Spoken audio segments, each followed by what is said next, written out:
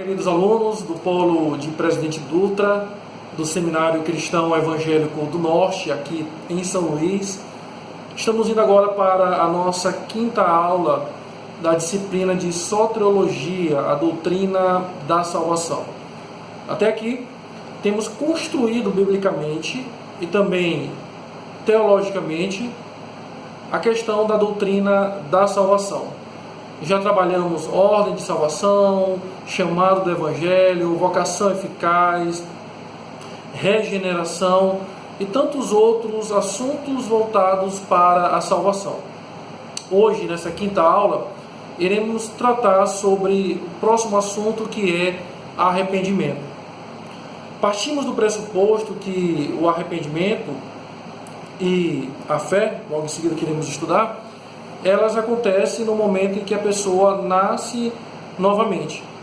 Ou seja, é necessário que haja um novo nascimento para que haja arrependimento. Sem este novo nascimento, sem essa nova natureza implantada no homem pecador, este não pode chegar ao arrependimento. Bom, para começar o nosso estudo de arrependimento, eu queria trazer à nossa mente inicialmente o ministério de João Batista, de Jesus e de Pedro. Logo no início do Evangelho de Mateus, aparece João Batista pregando o arrependimento.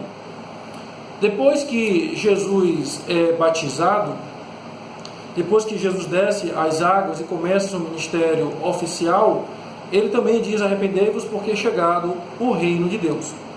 Logo na sequência, em Pentecostes, quando o Espírito vem sobre a igreja e eles ficam cheios do Espírito Santo e passam a falar em línguas conhecidas, em outras línguas conhecidas daquela região, Pedro então faz o primeiro sermão da era cristã.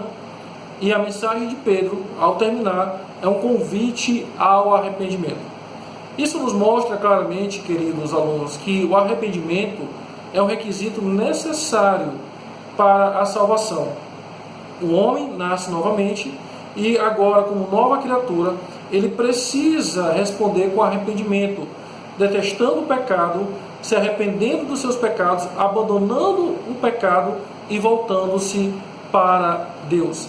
Sem arrependimento, como diria a própria Escritura, é impossível ser salvo. A Martyn Lloyd-Jones, em um sermão pregado na capela de Westminster, diz que o arrependimento é a porta de entrada nos céus.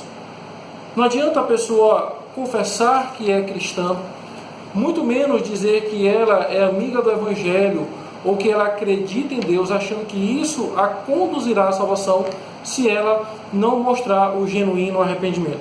Entendo bem, e o arrependimento, como veremos mais adiante, ele é evidenciado, ele é testemunhado de que o pecador detesta o pecado, abandonou o pecado e agora voltou-se para Deus.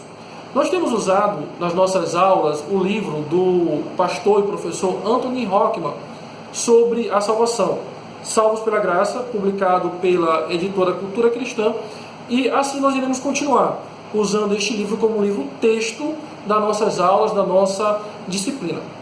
Bom, queridos alunos, continuando então, vamos pensar no estudo das palavras.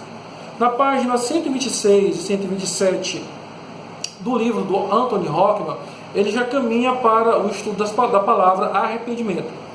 No Antigo Testamento, nós iremos encontrar a palavra shub, para arrependimento, que dá a ideia de voltar atrás e ir na direção oposta.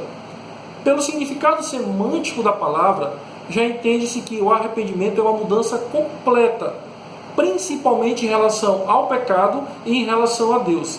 Você volta atrás, não quer mais seguir o pecado e agora muda a sua direção, indo na direção oposta. Você estava indo na direção do pecado e agora você vai na direção de Deus. Isso é arrependimento. O próprio Hockman, pegando essa palavra do Antigo Testamento e nas várias referências que ela é usada, ele coloca o seguinte: arrependimento significa uma mudança de direção, do caminho errado para o caminho certo. Significa abandonar o pecado, 1 Reis 8:35. A iniquidade, Jó 36:10. A maldade, e os maus caminhos, Neemias 9:35. Literalmente e positivamente, shub significa se voltar para Deus. E ele cita uma série de referências onde a palavra é usada nesse sentido. Salmo 51:13, Isaías 10:21, Jeremias 4:1, Oséias 14:1, Amós 4:8 e Malaquias 3:7. Mais tarde, vá na sua Bíblia e leia essas referências e observe como a palavra shub, ou arrependimento, em português, traduzida no português, é usada neste contexto de abandono do pecado, de deixar o pecado para trás, de voltar atrás e ir no caminho oposto, voltando-se para Deus.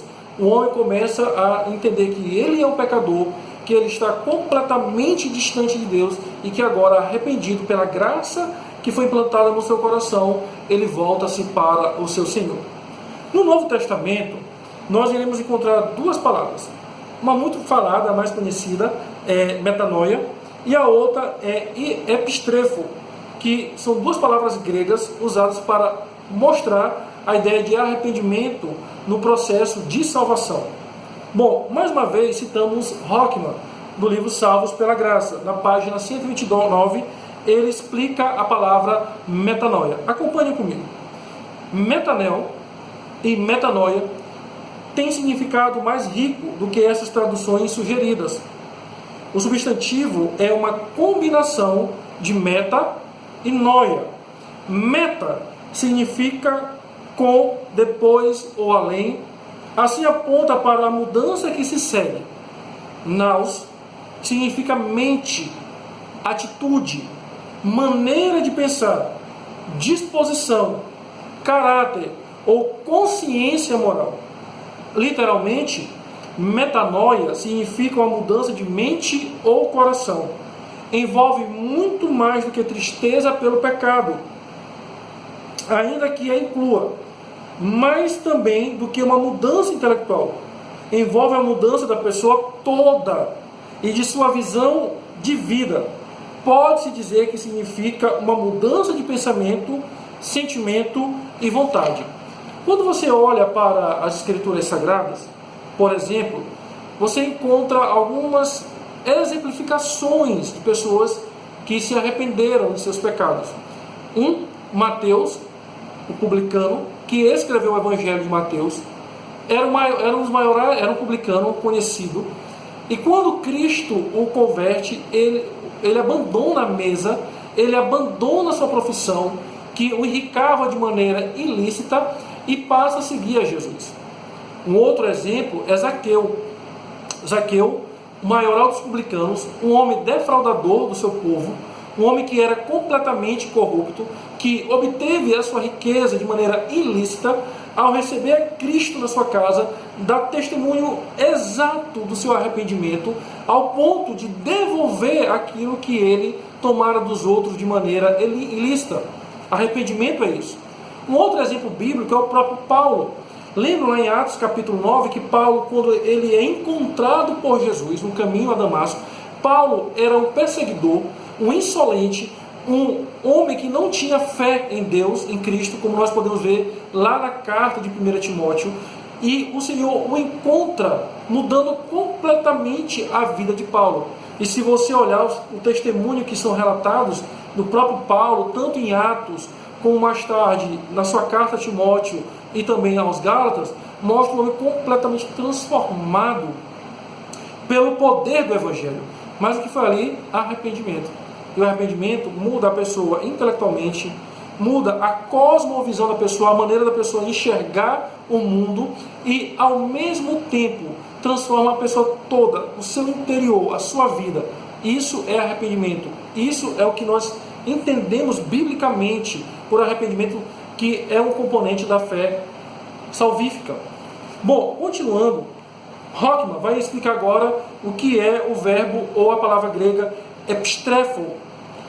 Epistrefo descreve uma mudança total no comportamento, uma reversão no estilo de vida, uma volta completa. Negativamente, a palavra significa apartar-se das perversidades, Atos 3:26. Ainda que aqui seja usado apóstrofo do caminho errado, Tiago 5:20.